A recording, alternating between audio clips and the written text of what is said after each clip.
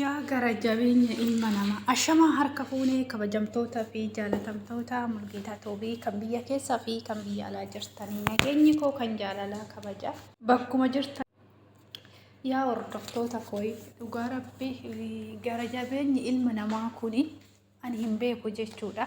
Ilma namaa kana waan uume kana Anda dongara video kiyyatiin ittiin darmeen duratti warra mana kanaaf haarwaata subscribe like gochuu hin dagatinaa isiniin jedhu hordoftoota fi kabajamtoota kiyya Mulgeetaan maal qabattee dhufte hoo jettanii akkuma iskiriin irratti agartan kana jechuudha.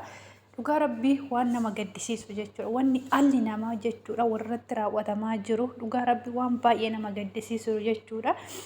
Inna micciirii abdii waan godhaa jiru dhugaa rabbii baay'ee nama gaddisiisa jechuudha.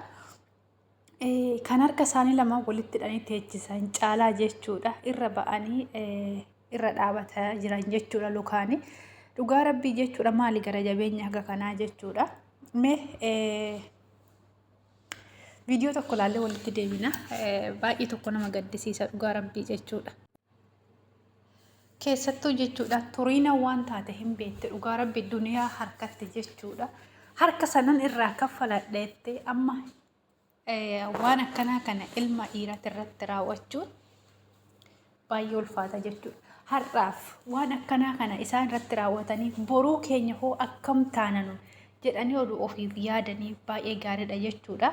Jarri kun achitti hin hafu inuma ba'a jechuudha. Garuu hoo ba'anii gochi isaan har'a akkatti walirratti raawwachaa jiran kuni booda eessa akka deemaa jiru odoof gamaggamanii of laalanii baay'ee tokko gaariidha natti fakkaata. Maaliif gocha hin taane warratti raawwachaa jiranii haala suukkaneessaa jechuudha. Oduu amma giseessaa zaqqii mormatti xalafanii nama lama zaqqii mormatti xalafanii walitti hidhanii ta'anii sana guyyaa sun giseessan hancuun silaa gadi waliin deemu achitti hafanii maal abbaa isaanii ta'uu hedan. Lubbuun namaa bara akkuma qallaalitti akkuma amma isaan ba'eedhaa fuudhanii itti taphachaa jiran kanaa muti gaafa sanii namni har'a irraa dhabames namni har'a foon kiyyaa muti yookiin maaltu nagahee jedhee laalu kun illee gaafa san gadi ba'ee dubbata jechuudha. Gaafa lubbuun nama kanaa dabarte jechuudha. Har'a namni isaaf dubbachuu didee namni qooyi waan isaan godhan laala qooyi hin gallakkisanii jedhanii amma zimdhachaa laalaa jiran kun illee gaafa san lafaa ka'an jechuudha. Har'aaf itti fakkaattee maal nu gootanii kootta asbaa kootta akkas nu godhe duniyaa jedhanii duniyaatti dhaadachaa jiran duniyaa itti argatanii yookiin immoo duniyaa kophaa asii achi kaattu arganii jechuudha. Garuu immoo gaaratti baay'ee tokko ulfaata.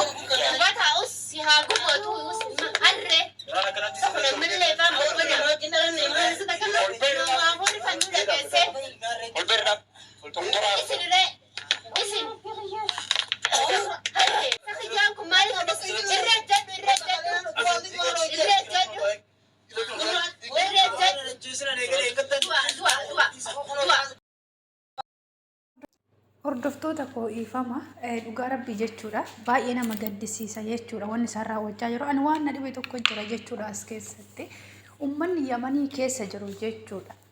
Warra siinii hojjate akkatti waan adda addaa namarratti raawwachaa jiru kuni warri har'a zim jedhanii nu biraan geenye homaa nu gochuu hin danda'anii mana ofii taa'anii warra akkanatti gochi adda addaa irratti raawwatamaa jiru kanarratti zim jedhanii gocha kana laalanii boru nurraan ga'u jedhanii yaada jara kana qabanii bakka isaan jiranitti seera fi dhiyeesse. Xiqqaattus guddatus seerri biyya san keessa numa jira. Seerri waan murteessettaa murteessu hojii isaanii kana wajjiniin akkuma isaan hojjechaa jiran kana wajjin gara seeratti dhiyeessan uummanni achi keessa jiru wal ta'ee jechuudha. Maal jechuudha ala namaati irratti akkatti waan hin taane siilidhaan deemanii gazzabaaf jecha lubbuu ilma namaati irra akkatti dhaabbachuu jechuun dhugaa rabbii baay'ee nama gaddisiisa jechuudha. Isaan gazzaba har'a nyaatan kanaaf jedhaniiti ilma namaa lubbuu irra akkatti dhaabbatan jechuudha. Ofii isaaniitiif siilii hojjetatanii bakka uleen ittiin goru wanni barbaade ittiin goru waan ta'eef siilidhaan waan deemanii uummata mataa hin qabne uummata sammuun isaanii sirriin hojjanne jechuudha kana wajjiniin. Inna odoo uummanni biyya san keessa jiru wal ta'ee uummata siilii hojjetu kana jechuudha gara seeraatti dhiyeessanii dhugaa rabbii baay'ee namatti tola jechuudha.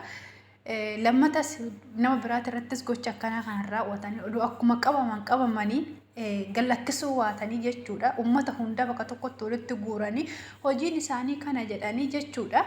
Gara mana seeraatti odoo dhiyeessanii mootummaan waan itti murteesse itti haa murteessu akka kootitti jechuudha. Garuu uummanni immoo zim jedhee walirratti ilaalaa jira jechuudha. Maaliif haga mataa isaaniitti irra gahaa jirutti jechuudha. Walumaa galatti warri Yamanii keessa jiru guutumaan guutuu isaanii jechuudha. Waa'uma kanaa warra jiraatu jechuudha. Siiluma kanaa warra jiraatu jechuudha.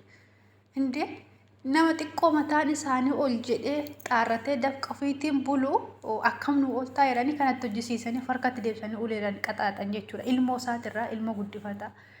Xaarratee akka isaanii dafqa namaatiin mootii ilmoo fi dafqa ofiitiin jiraachisataa jira. Dhugaa rabbii baay'ee nama gaddisiisa jechuudha. Keessattuu kan dubartoota jechuudha. Dhugaa rabbii dhiira yala kaatee jechuudha. Dhugaa beeku ani baay'ee waa fokkosaadha wanni Yamanii keessatti deemaa jiru kuni. Inna waaqayyo furmaata isaanii faalaatu jenna warra siilii hojjetu kanallee waaqayyo isaan haa qajeelchu. Dhugaa rabbii waan baay'ee nama gaddisiisudha. Gochi isaa warratti raawwachaa jiran kuni keessattuu warri Yamanii keessa jirtanii odoo waan kanarratti hojjetanii waan kana of keessaa baasanii uummata siiliidhaan deemu kana jechuudha. Of keessaa baasanii gara mana seeratti odoo dhiyeessanii wal ta'anii malee hunda isaanii irrattu jechuudha. Boru mataa isaan irra ga'uun isaaniin oolu jechuudha. Dhugaa maaliif ofirratti ilaalan waan akkanaa kana jechuudha.